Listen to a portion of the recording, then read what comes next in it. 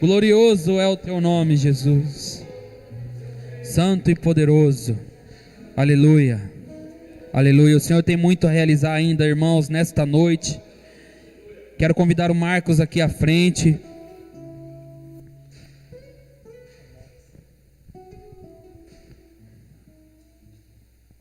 Bendito seja o nome do Senhor. Peço agora pela vida e pelo ministério do Marcos. Entregue ele aos pés do Senhor, porque ele foi o profeta escolhido por Deus para trazer a nós hoje a tua palavra, para trazer aquilo que o Senhor nos deseja falar hoje, através da palavra poderosa.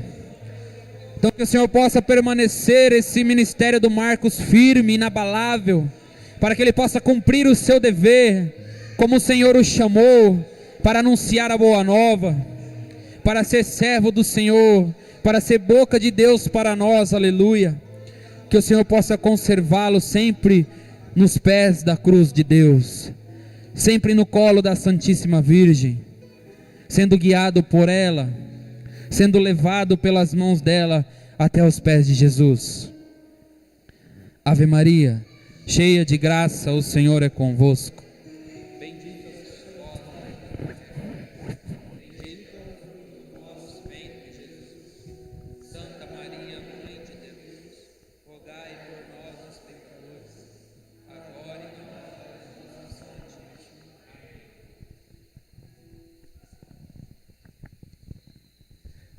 Podemos nos sentar, irmãos. Paz de Cristo, amor de Maria, amém? Amém. Sejam todos bem-vindos a este grupo de oração. Quero convidar você nessa noite a abrir o seu coração para a graça de Deus, para a palavra de Deus. Cada dia na presença de Deus é um dia diferente. O dia de hoje não é como o dia de ontem. Os nossos olhos parecem, mas para Deus não. Hoje Deus convida você e eu a uma experiência com a sua palavra, amém? Amém.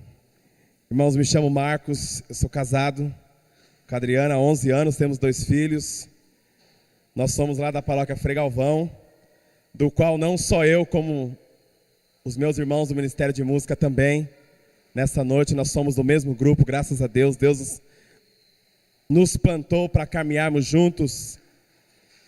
E enquanto nós rezávamos essa palavra que foi proclamada de que nós temos murmurado, vem de encontro àquilo que será pregado.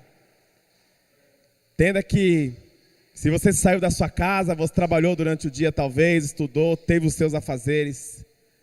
Você saiu da sua casa para vir à casa de Deus. Então você precisa deixar que a palavra de Deus, a mim e aos irmãos não, mas a palavra, ela penetre no seu coração, porque Deus tem pressa de salvar a minha vida e a sua vida. Deus tem pressa de salvar a minha família e a sua família, amém, irmãos? Tome comigo, por favor, a sua Bíblia no livro de Jó, no capítulo 5, página 617 da Bíblia Ave Maria. Se você não trouxe a Bíblia, pode trazê-la semana que vem. Algum servo pode te emprestar. É um versículo somente.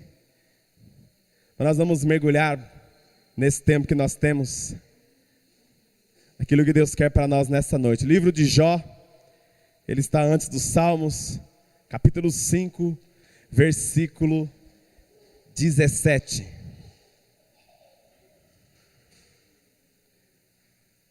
O texto diz assim para nós, todos juntos: bem-aventurado o homem a quem Deus corrige. Não desprezes a lição do Todo-Poderoso. Mais uma vez bem forte. Bem-aventurado o homem a quem Deus corrige. Não desprezes a lição do Todo-Poderoso. Preste bem atenção. O que é que tem por trás desse texto aqui?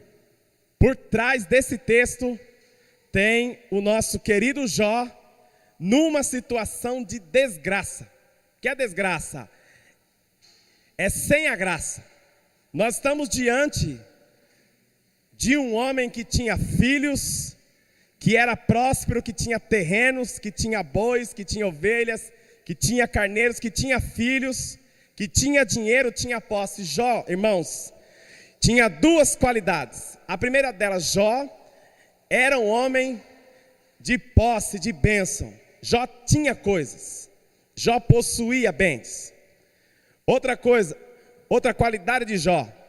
Jó, irmãos, era um homem reto diante da presença de Deus. Essa segunda virtude é muito mais importante que a primeira.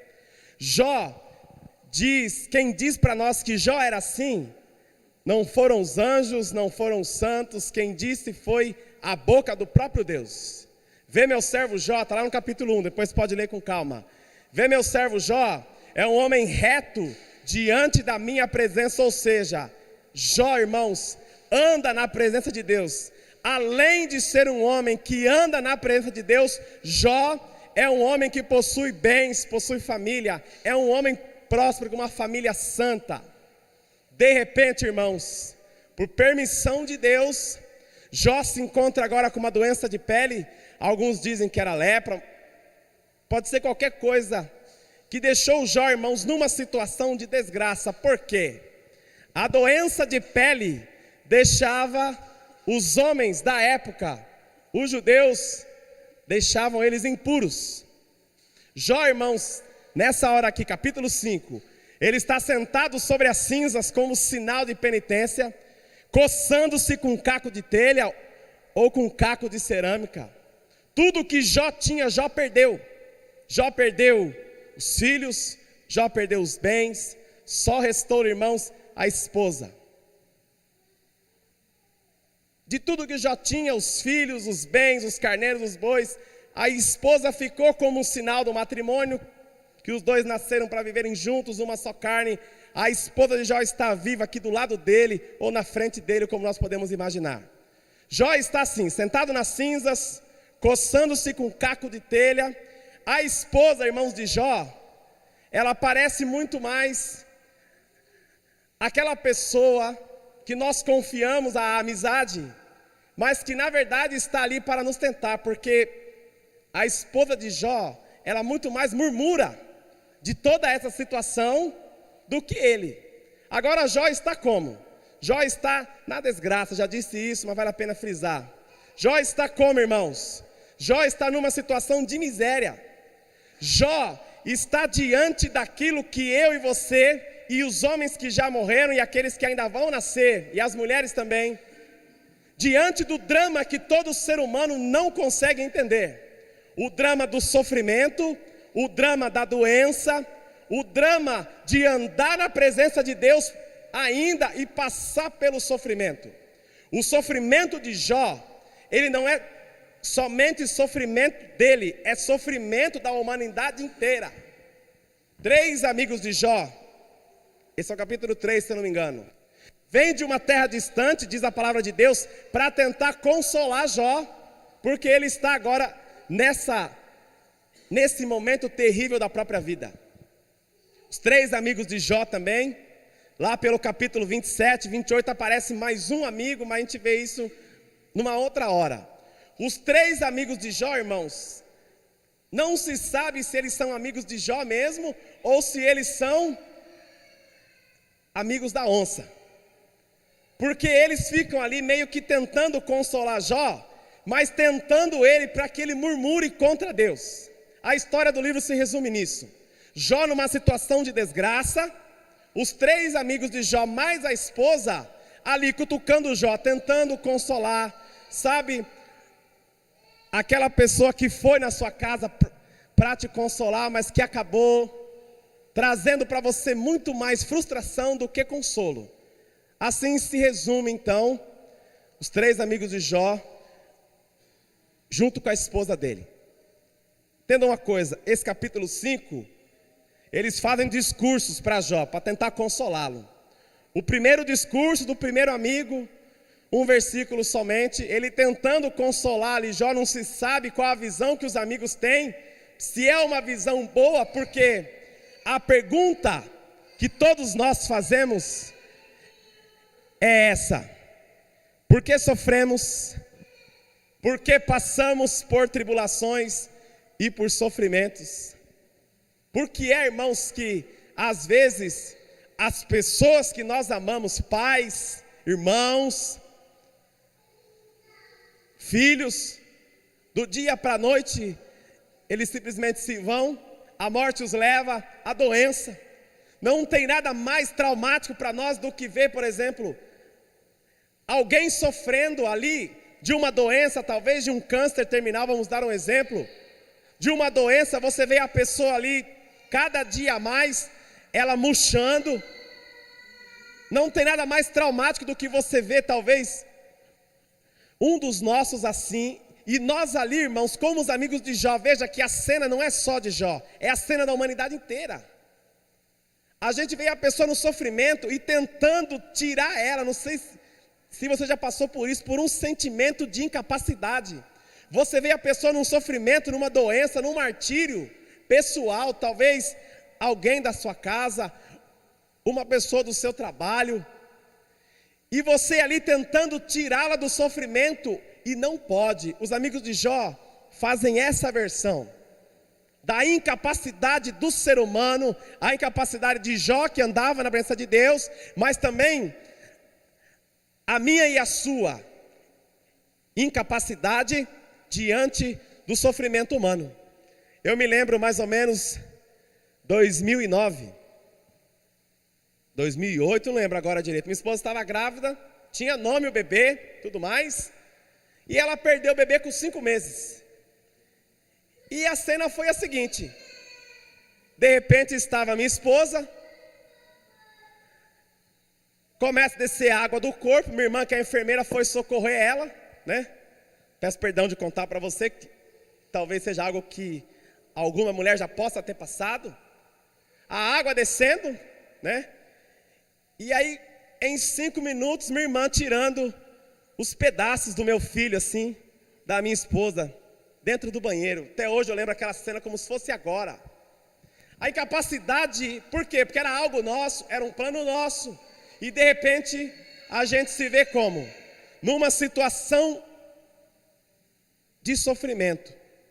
Esse amigo de Jó aqui, versículo 17, ele diz assim, ó: bem-aventurado o homem a quem Deus corrige, não desprezes a lição do Todo-Poderoso. Agora, que sentido tem a pessoa falar isso para Jó, sabendo que Jó está numa situação constrangedora, da doença, da enfermidade, da humilhação, da impureza? O primeiro amigo de Jó fala assim, ó: Jó, presta atenção, bem-aventurado o homem a quem Deus corrige. E aqui é que entra, irmãos, o nosso mistério, o mistério da graça de Deus. Se essa noite não for vivida pela luz do Espírito Santo, nós sairemos daqui frustrados. Porque nós estamos vendo um homem na doença, e o amigo de Jó falando para ele assim, ó: bem-aventurado o homem a quem Deus corrige. Que sentido tem isso? Que sentido tem? Confesso que quando chegou para mim o tema e eu bati os olhos no texto, a primeira vontade que eu tive foi de falar assim: Marcelo, estarei com uma dor de cabeça nesse dia, não poderei pregar. Minha cabeça vai doer nesse dia.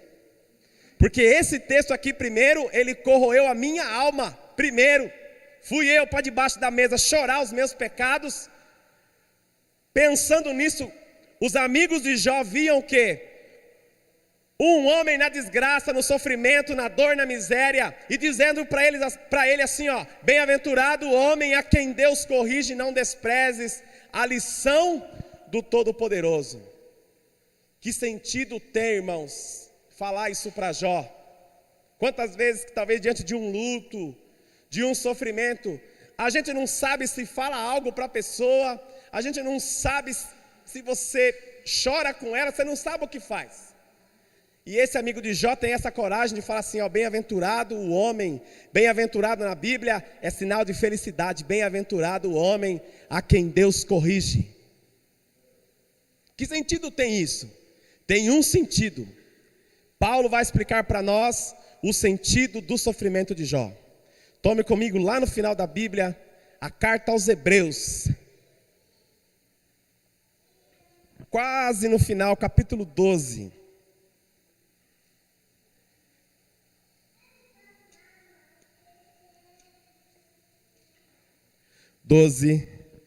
Página 1537, Bíblia Ave Maria. Carta aos Hebreus, capítulo 12, versículo 5. Hebreus, capítulo 12, versículo 5. Se você achou estreito, vai ficar estreito agora. Presta atenção comigo. Agora vai ficar apertado para nós. O estreito estava antes com Jó, agora vai ficar um pouquinho pior. Vamos lá. Versículo 5. Alguns irmãos aí estão procurando, deixa eu ver. Todo mundo achou? Amém? Amém. Presta atenção. Versículo 5 de Hebreus capítulo 12, olha lá. Todos juntos. Estais esquecidos da palavra de animação que vos é dirigida, filhos. Filho meu, não desprezes a correção do Senhor. Não desanimes quando repreendido por Ele. Pois o Senhor corrige a quem ama e castiga todo aquele que reconhece por seu filho. Olha que interessante. Carta aos Hebreus, ó. Filho meu, não, lá em cima, estáis esquecidos da palavra de animação. Para quem escreve a carta, o que vem agora não é palavra de tristeza, mas uma palavra de ânimo. Estáis certos da palavra de animação que vos é dirigida como a filhos. Filho meu, não desprezes a correção do Senhor, porque Ele corrige e castiga quem ama. Era uma visão tanto do livro de Jó, quanto dos judeus do começo da igreja, de que Deus corrigia os seus filhos, irmãos. Que Deus corrigia e corrige os seus filhos, provando eles no cadinho da fé. Era uma visão tanto do livro de Jó, quanto da carta aos Hebreus, de que Deus, irmãos, e agora vem para nós versículo 7, ó. Estais sendo provados para a vossa, o que está aí? Para a vossa correção. A palavra de ânimo, que interessante. Isaías 55 diz que os meus pensamentos não são os vossos, e é uma verdade, porque é a palavra de Deus. A palavra de animação para essa noite é: diante do sofrimento, diante da provação, diante da tribulação, Deus está nos tratando como filhos, porque Ele nos ama. E Ele está fazendo o que conosco, irmãos? Nos corrigindo. Olha que interessante. Ao contrário dos pais dos tempos modernos que não corrigem os filhos, ao contrário das mães dos tempos modernos, a grande maioria que não corrige os filhos, porque hoje nós estamos num tempo assim, não pode corrigir o menino, não pode corrigir a menina, porque vai crescer chateado e magoado. Irmãos, presta atenção. Um pouquinho de cinta no lombo não faz mal para ninguém de vez em quando.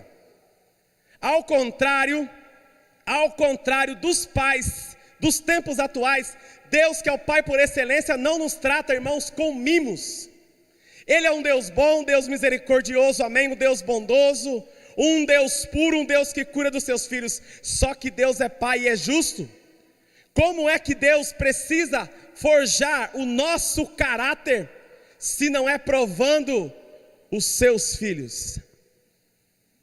Aí você olha para a sua vida cheia de emenda, parece a minha, não sei a sua, mas a minha está cheia de coisa que não, né? Cheia de coisa que não resolve, cheia de pecados muitas vezes. Tribulações com dinheiro, tribulações com familiares, tribulações com as pessoas do trabalho. Quem tem comércio, que nem o Alex, sabe da luta que é no dia a dia, que a pouco passa por uma tribulação com o cliente que não estava programado. Entenda uma coisa, Deus, irmãos, Ele não se alegra com a morte, está lá no livro da sabedoria. Deus não se alegra com a morte. Deus não se alegra com o nosso sofrimento. Deus não se alegra quando nós estamos desanimados. Entenda, já que entrou na humanidade, é um dos meios que Deus tem para forjar o nosso coração. É um dos meios que Deus tem. Esses dias agora estava de férias, deixei os meus 2 filhos, fiz um teste com eles. Falei, hoje eu não darei ordem nenhuma. E vou deixar os 2 pintarem e bordarem o dia inteiro, tanto que eles quiserem. Eu fiquei quietinho na minha e deixei eles. Ao final do dia estavam os 2, 10 horas da noite, sem escovar os dentes, sem tomar banho. Os 2 tinham tirado todas as louças dos armários, quebraram o vidro da minha mãe, o shampoo, a Suzana de 5 anos jogou tudo na sala e eu só observando. E a alma esquentando, e eu, Senhor, dá paciência. Por que disso? Porque Deus falou comigo aquele dia. Não tem diferença nenhuma entre nós e as crianças pequenas. Quando dá liberdade para nós, para onde nós vamos? Fala para mim, nós vamos para Deus ou nós vamos para viver no pecado? Fala a verdade, irmãos. Quando dá liberdade para mim e para você, fala assim, ó, faz o que você quiser. Para onde nós vamos? Para o sacrário? Não. Para onde nós vamos, irmãos? Para o mundo, para as gandaias, para as orgias, para as noitadas, para as bailadas. É para isso que nós vamos. Se Deus falasse para você assim, ó, agora no final do ano, talvez, aquele jogo da Mega Sena, você jogou escondido da sua família, para caso você ganhasse, ninguém descobrisse que você ganhou na Mega Sena. Fala para mim que se você tivesse ganhado 280 milhões, você estaria agora no grupo de oração clamando misericórdia. Fala para mim. Olha bem para mim e fala que você estaria aqui. Não estaria. Estaria onde? Nos iates, no luxo, por aí. Por quê? Quando Deus dá liberdade para nós, irmãos, é natural fazer como fizeram os meus filhos. E fazer aquilo que não pode. E fazer aquilo que não deve. Santo Agostinho fala que lá no paraíso, quando Deus dá uma ordem para Adão e Eva, nasce no coração do ser humano, e é mistério de Deus isso, o desejo de fazer o quê? Aquilo que não pode. Fala a verdade para mim, quantas vezes você falou assim, o que é proibido é melhor? Sim ou não? Quantas vezes nós já falamos isso? O pai proibia, a mãe proibia, mas nós fomos para onde? Já que proibiu, nasce em nós o desejo de fazer o quê? De viver uma vida desregrada, uma vida no pecado. E aí eu quero que você entenda uma coisa, Deus não se alegra com o sofrimento, com a morte, não. Mas Deus precisa nos tratar como filhos. E filhos precisam ser o quê? Corrigidos. Corrigidos. Corrigidos. Se Deus não coloca no nosso caminho provação, tribulação, se Ele não permite às vezes o sofrimento, irmãos, nós os servos seríamos os primeiros que nós íamos embora. Nós não estaríamos aos pés de Jesus. O que é que o amigo de Jó está falando para ele? Ó, Jó, esse momento, ele é temporário. Bem-aventurado a quem Deus corrige, porque uma certa hora vai passar. A correção vai passar. Versículo 8, leia comigo aí. Mas, se permanecesseis sem a correção, que é comum a todos, seríeis bastardos e não filhos legítimos. Entenda, ó, Deus não nos trata como filhos bastardos, Deus nos trata como filhos. Qual que é o nosso problema, irmãos? Qual que é o nosso problema? Nós temos a visão de um Deus que permite tudo e que concorda com a nossa vida medíocre de ser. Não é assim que funciona a coisa. Nós temos a visão de um Deus que comunga dos nossos erros, e não é assim. Esse não é o Evangelho de Jesus Cristo. Por isso que Ele nos trata como filhos. Versículo 10, um pouquinho mais para baixo, para a gente começar a concluir. Os primeiros, vamos lá, presta atenção em mim. Os primeiros nos educaram para pouco tempo, segundo a sua própria conveniência, ao passo que este o faz para o nosso bem, para nos comunicar a santidade. Aqui está o segundo ponto da correção de Deus. Deus nos corrige porque Ele nos quer como filhos e nós o somos. E segundo, para comunicar a sua santidade. Meu filho falou ontem: pai, quer dizer que se eu obedecer, eu posso fazer tudo? Eu falei para ele: não. A verdadeira obediência está em você fazer sem querer nada em troca. Se você não quiser nada em troca, aí você está sendo obediente de verdade. Até nós, servos do grupo de oração, obedecemos porque queremos algo em troca. Isso não é batismo no Espírito Santo. Batismo no Espírito é quando eu obedeço, quando eu faço aquilo que Deus me pede, ou que alguém me pede e eu faço sem querer nada em troca. Eu faço porque eu reconheço a autoridade daquele que me pediu uma coisa. Isso é obediência. Os primeiros pais, diz o texto para nós, nos educaram para pouco tempo, os pais carnais. Aí depois diz: ao passo que este, ou seja, Deus, o faz para o nosso bem. Versículo 11, leia comigo bem forte. É verdade que toda a correção parece de momento, antes motivo de pesar que de alegria. Até aí, calma aí. No primeiro momento, quem é que gosta de ser corrigido? Eu não gosto, eu estou fora. Espere, né? O dia que a gente tiver maturidade na comunidade para um corrigir o outro assim, ó, na frente de todos. Na frente de todos. Aí nós chegamos num grau de cristianismo. Na frente, um corrige o outro. Aqui fala para nós no versículo 11, ó. É verdade que a correção parece, num primeiro momento, motivo de pesar que alegria. Motivo de pesar. Preste atenção. Olha para a história da sua vida. Se até hoje, ou nesse momento, você tem passado por grandes provações, tribulações, situações de constrangimento. Se vocês têm um projeto de vida, quer comprar uma casa, um carro, e até agora tudo que você põe a mão não acontece, não prospera. Aí fica aquele pensamento: nossa, parece que todo mundo caminha, todo mundo tem as coisas e eu não tenho. Então, quero falar para você, Deus, Ele está nos corrigindo como filhos. Deus está provando o nosso caráter. Deus está testando até onde vai a minha fidelidade e a sua. Sabe por quê, irmãos? É fácil vir pregar quando tem carro e tem gasolina. Eu quero ver vir pregar e tocar nós aqui quando não tem nada. Quando tem que pedir para os irmãos falar o seguinte: dá para pôr um querosene aqui para a gente poder ir fazer a missão. Fácil dar glória, irmãos. Começando por mim, quando as crianças estão na bênção, eu quero ver quando chegar para nós a doença, a enfermidade. Entenda, o sofrimento, ele é uma realidade humana e todos nós iremos experimentá-lo um dia, mais cedo ou mais tarde.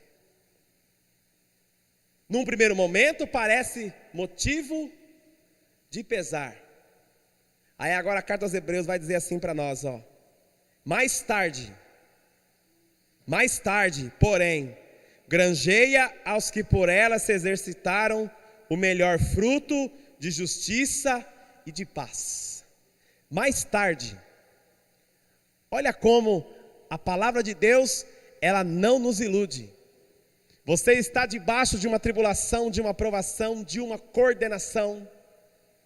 Você está debaixo de um ministério, de um serviço na igreja. Você está debaixo de planos, projetos que você já fez, situações que te humilharam, que todos nós temos, situações que não caminham. Preste bem atenção no que diz São Paulo. Mais tarde, não é agora, é mais tarde.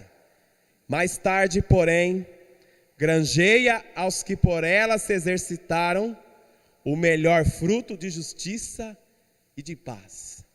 E eu lembro agora Romanos capítulo 16. O reino de Deus é justiça, paz e alegria no Espírito Santo. Aqueles que forem fiéis no meio da provação e do sofrimento, experimentarão do reino de Deus. Tem uma promessa aqui para nós. Paulo fala para nós aqui assim, que aqueles que por ela caminharem pelo sofrimento, mais tarde alcançarão um fruto de justiça e de paz. Em Romanos, Paulo fala assim, que o reino de Deus é paz, justiça e alegria no Espírito Santo. Ou seja, quem for fiel na aprovação, na secura espiritual, quem for fiel, irmãos, na Eucaristia, aos pés de Nossa Senhora, quem for fiel com Jesus mais tarde, experimentará o reino de Deus. O reino, irmãos. Dá um aleluia aí, pelo amor de Deus, senão eu me jogo daqui. Isso aqui tem que cair no seu coração, irmãos. Mais tarde, meu irmão, mais tarde, produzirá no nosso coração paz, justiça. E eu trago a alegria de Romanos, paz, justiça e alegria no Espírito. Mais tarde, de São Paulo.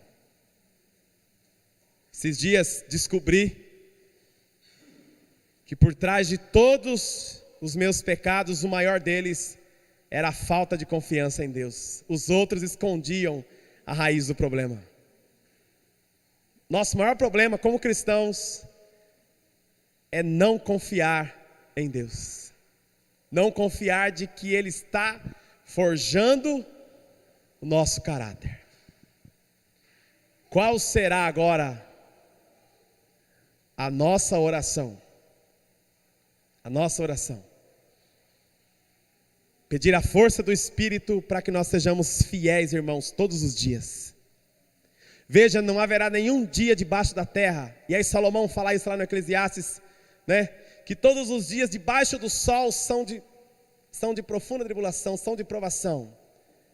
Se você é pai de filhos pequenos, tem a tribulação para criar os filhos pequenos. Se você é pai de filho adulto, diz que filho criado, como é que é meu filho criado? Problema dobrado. Se você é pai de filhos maiores, tem a tribulação com os filhos maiores. Se você é jovem, tem 17, 18 anos, não se esqueça que nós iremos murchar um dia. Tudo que está em pé vai cair. Se você tem 30 anos e está forte agora, não se esqueça que nós seremos os próximos na fila dos idosos. Nós estamos a caminho disso. É para isso que nós estamos andando. Não se esqueça disso. Qual será a nossa oração? Ser fiéis, irmãos. Ser fiéis, ser fiéis. E aí o Espírito Santo é o consolo no meio da provação. Já não rezamos mais para pedir a Deus que nos tire da tribulação, mas que nos dê força para suportá-la e caminhar até o final. O dia que você for no meu velório e eu no seu, né? Ao contrário, espero que nós olhemos e possamos dizer assim: esse foi fiel até o último minuto. Esse foi fiel até o último minuto. Esse amou a igreja. Esse amou os filhos.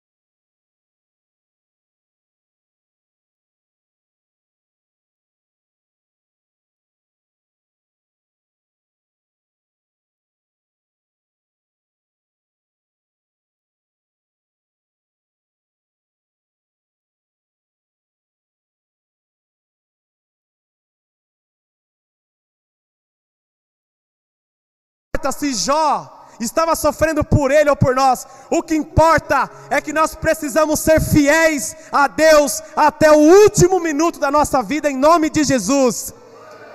É esse o caminho. Senhor, eu não sou nada, mas eu quero ser fiel.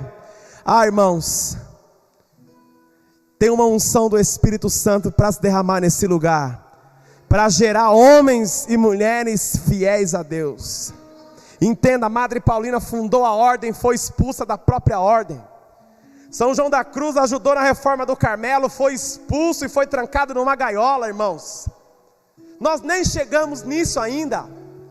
Sabe o que é o nosso problema nesses tempos atuais? A desgraça da murmuração que foi profetizada aqui, irmãos. Se chove a gente murmura, se nasce menina a gente murmura, se trabalha às 6 horas da manhã murmura, se entra às 8 murmura, se entra às 10 murmura, irmãos. Nosso coração é descontente, é um coração descontente, vai atrasar, mas eu vou falar agora tudo que eu tenho para falar, não sai daqui sem terminar de falar. Vai atrasar 5 minutos, mas eu vou terminar. Nosso coração, irmãos, nesse tempo é voltado para o luxo e para o dinheiro, irmãos. A gente sofre nesse tempo porque não tem o salto que quer. A gente sofre nesse momento porque não tem o carro que quer. Sofre nesse momento porque os irmãos adulam o nosso coração, irmãos. Isso não é evangelho. Evangelho, irmãos, é caminhar mesmo sem nada, caminhar, irmãos, caminhar rumo à eternidade. Isso é evangelho. Ser servo de grupo de oração não é isso, irmãos, não é cumprir horário não, é ser fiel, irmãos, mesmo que doa, com espinho na carne, sem gasolina, sem dinheiro, sem saltos, sem chapinha, sem nada, mas servindo o Deus da palavra. Isso é evangelho, irmãos. Deus está nos corrigindo para o nosso crescimento, para que nós sejamos forjados, e no final, irmãos, Deus olha em nós e veja a imagem do seu Filho pronta dentro de nós, reproduzida dentro dos nossos corações. Tem uma unção do Espírito para se derramar nesse lugar. Tem um poder do Espírito Santo. Tem uma unção para ser derramada, irmãos, e nós teremos, eu lembro das festas de crianças, faz aquele bexigão cheio de bala dentro, quem nunca fez isso, e alguém vai lá, né? Alguém vai lá e fura. E aí cai aquele monte de bala, e as crianças, e eu também que não sou bobo, vou atrás dos doces. É o que nós precisamos fazer, irmãos. Encostar o nosso dedo no coração de Jesus e deixar Ele derramar uma água da vida sobre nós. Você tem murmurado, irmãos? Você tem murmurado? Glorifique a Deus pelo que você tem. O que você não tem ainda não é seu. Você tem reclamado da casa, do carro, dos seus filhos, então agradece pelo que você tem. A comunidade, irmãos, se tem 10, se tem 5, bendito seja Deus. Sabe por quê, irmãos? Um dia isso aqui vai passar. Um dia isso aqui vai passar e nós não iremos mais provar dessas realidades aqui que vão nos afastando da graça de Deus. Hoje é um dia de uma oração espontânea, sua. Eu sei que você está debaixo de muita provação, tribulação, porque o próprio Jó fala isso. A vida do homem é uma constante luta sobre a terra. Eu sei que não está fácil fazer o seu ministério. Eu sei que os teus pais estão pegando no seu pé.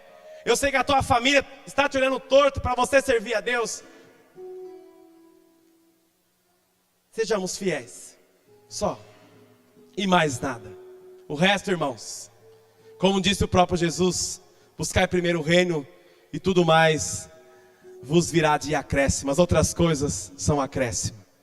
Mais tarde, a correção trará ao nosso coração justiça, paz e alegria, ou seja, o reino de Deus. Amém, irmãos? Fiquem em pé, por favor.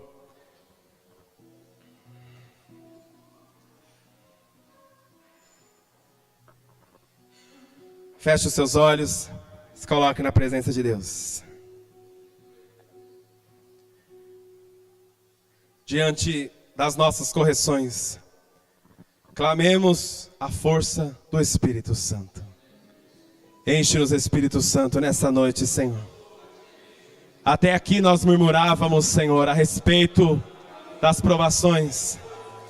Até aqui nós murmurávamos, Senhor. Mas eu vos peço nessa noite, Espírito de Deus, vem consolar o nosso coração. Espírito Santo, vem sobre nós. Oh Deus, vem sobre as mulheres, os homens, as crianças. Gera vida em nós, Espírito Santo.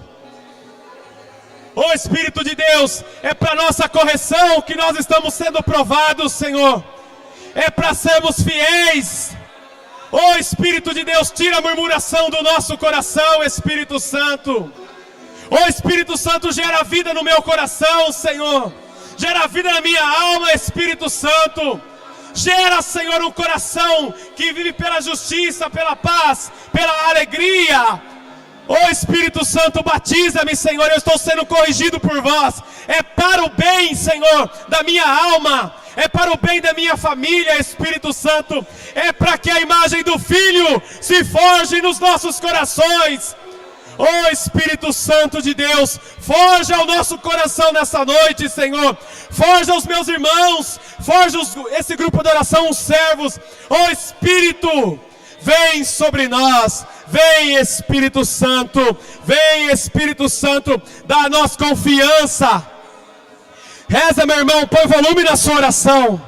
Deseja agora essa graça do Espírito Santo de ser fiel, de morrer pelo Evangelho, de entender que mais tarde produzirá em nós frutos de justiça e de paz. Ó Espírito Santo, vem sobre a tua igreja, Senhor. Vem nos batizar, Espírito Santo. Levanta os homens e as mulheres que estão desanimados nessa noite. Levanta os servos que perderam o fervor do Espírito Santo. Tira dos nossos lábios a murmuração, Espírito Santo.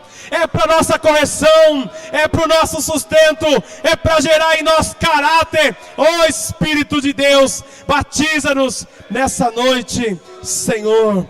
Enche-nos da sua presença.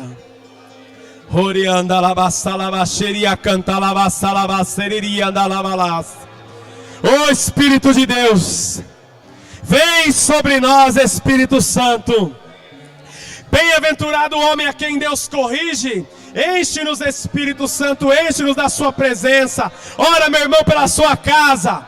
Ora pelo seu ministério. Se você está debaixo de muita aprovação, de muita tribulação, se você está debaixo do desemprego, da doença, ó Espírito, sopra em nós uma unção nova nesta noite, Senhor. Sustenta o nosso coração, Espírito Santo. Batiza-nos, batiza-nos na palavra. Ó Deus poderoso, enche-nos. Batiza-nos, Espírito Santo, enche-nos da sua presença.